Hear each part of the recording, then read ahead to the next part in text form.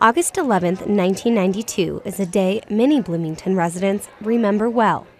At 10 a.m. on that day, the country's largest retail shopping mall at that time welcomed its first visitors. The energy was simply amazing. From the stories that I've heard, especially from our executive vice president, Maureen Bausch, who's been with the company since 1990, and she just said some of the stories she remembers was seeing people with their noses pressed against the doors, just anxiously waiting to see what this building looked like from the inside. And in fact, we had over 150,000 people lined up waiting for the opening of Mall of America. Pretty spectacular. I wish that I could have been here. The site where the Mall of America has stood for the past 20 years is used to high traffic, as it was the former home of the Minnesota Twins and Vikings. The Metropolitan Stadium opened in 1956, later closing in 1981 when the Metrodome opened in Minneapolis. At that time, losing such a large attraction in Bloomington was devastating. At that time, Bloomington was still a rapidly growing city and hadn't really established its reputation in the metro area and across the country. And so a big part of that reputation was being the home of the Vikings and home of the Twins.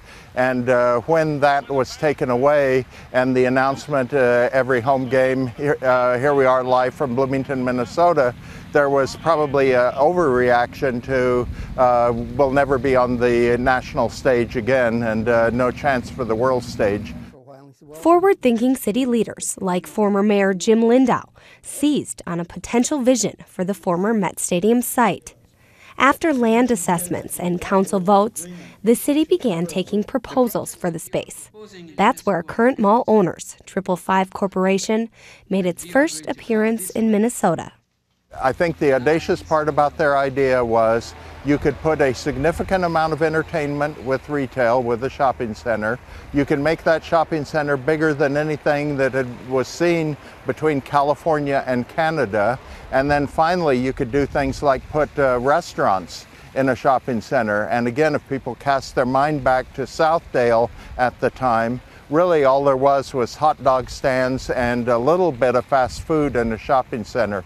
The idea of food with entertainment, with shopping, was completely untested, and that's the essence of why people are saying, you're crazy, that hasn't been done before.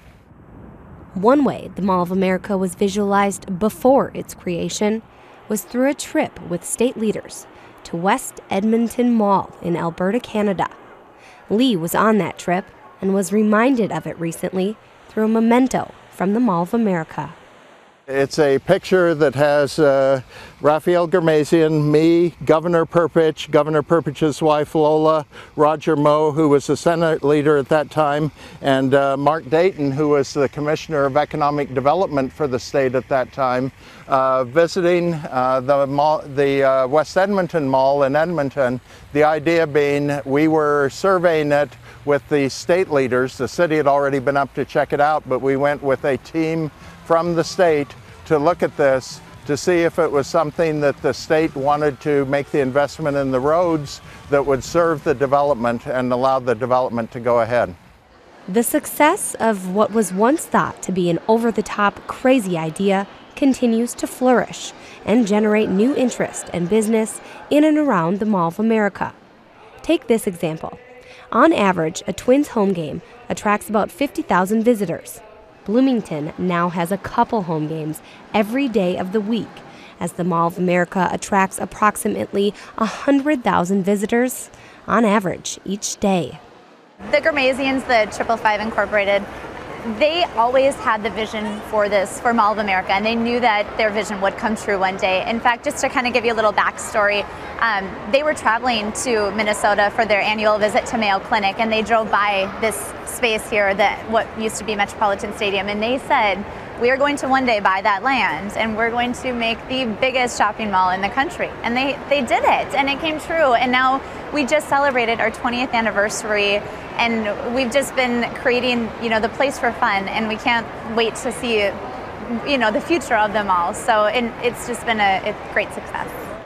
And with visitors comes spending and economic benefits to the state of Minnesota.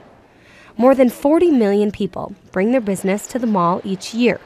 That's more than the combined populations of North Dakota, South Dakota, Iowa, Nebraska, and Canada, not to mention the thousands employed in various roles in and around the mall. Before the mall opened, we employed 7,000 workers, construction workers, to get the mall open. So, I mean, put that number into perspective, and then put this number into perspective. When the mall opened, we created 13,000 more jobs for the state of Minnesota. It takes a lot more to get this mall running. I mean, we have ride operators, guest service employees. We have people that actually sort through our recyclables. And so, I mean, overall, Mall of America is a huge boost to the Minnesota economy. Currently, there are 520 stores located in the Mall of America. And with the Phase 2 expansion of MOA, that number is expected to grow. The first part that everybody knows about is the IKEA store. The second part is the Radisson Blu Hotel, 500-room hotel. What's really significant about it is it's upper upscale hotel, which we've got nowhere else in the city, and connected by a skyway right to the Mall of America. And then the phase that Ryan is working on now will have additional retail. It will have a medical office building that Mayo is mentioned as one of the potential occupants, and then it will have an additional hotel, perhaps about 300 rooms, again upper upscale rooms. The continued growth and success of the Mall of America is a true testament to what innovative thinking and hard work can bring to a city. We're happy the Mall of America's home lies in Bloomington. Happy anniversary to the Mall of America.